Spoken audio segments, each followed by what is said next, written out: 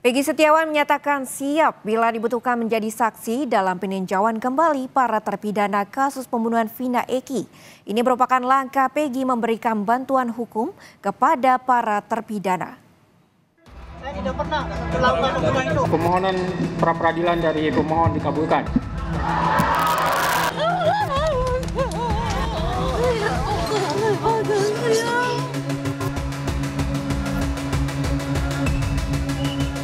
Keputusan Majelis Hakim yang mengabulkan seluruh gugatan pra-peradilan Peggy Setiawan membawa angin segar bagi terpidana kasus pembunuhan Vina dan Eki yang saat ini masih ditahan.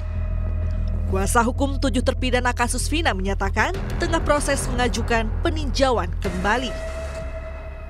Mujizat ya, buat Peggy, buat kami itu jalan masuk untuk kita lebih banyak mengumpulkan bukti-bukti dan saksi-saksi dalam rangka kami menyusun novum untuk PK.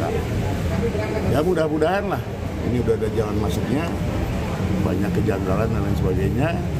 Ya itu nanti kami akan rangkaikan dalam satu bentuk uraian kejadian beserta dengan bukti-buktinya. Saat ini, baru satu mantan narapidana kasus Vina, Saka Tatal, yang sudah mengajukan peninjauan kembali dugaan salah tangkap ke Pengadilan Negeri Cirebon untuk memulihkan nama baiknya. Peggy Setiawan menyatakan siap bila dibutuhkan menjadi saksi dalam peninjauan kembali para terpidana kasus pembunuhan Vina dan Eki. Ini merupakan langkah Peggy memberikan bantuan hukum kepada para terpidana. Jika Mas Peggy dimintai untuk saksi, bersedia? Jika memang dibutuhkan, saya insya Allah bersedia. Namun kan karena nggak ada terkaitan sama saya sih ya, saya serahkan kepada kuasa hukum gitu. Oke, berarti akan. Intinya sih siap-siap. Iya, jika dibutuhkan.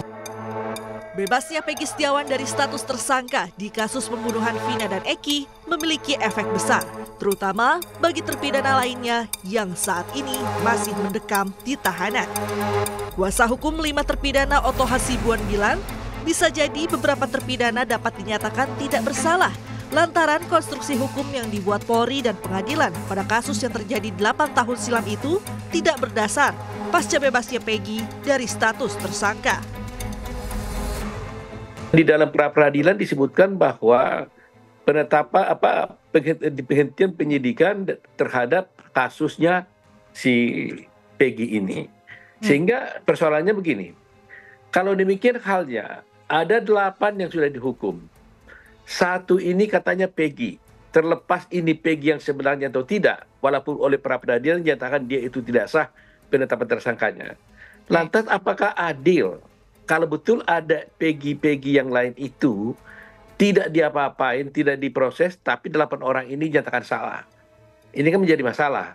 Sehingga menurut saya dengan bebasnya Peggy, otomatis yang 8 inilah harus dibebaskan oleh Mahkamah Agung. Sementara itu, mantan Menko Polhukam Mahfud MD dalam program Rosi menilai proses hukum terhadap kasus pembunuhan Vina dan Eki serampangan. Hal ini terbukti setelah Peggy dinyatakan bebas dalam sidang pra-peradilan.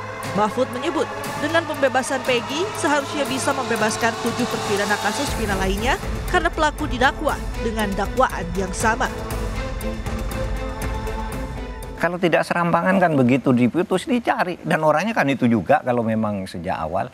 Lalu serampangan yang kedua, katanya 3. Lalu diumumkan yang 2 itu fiktif, tidak ada. Gitu. Padahal itu putusan pengadilan, ada 3 DPO. Dakwaan jaksa yang kemudian dicantumkan di putusan pengadilan di dalam proses persidangan itu disebut. Ini kan serampangan namanya gitu. Sehingga waktu itu saya hanya menyatakan yaitu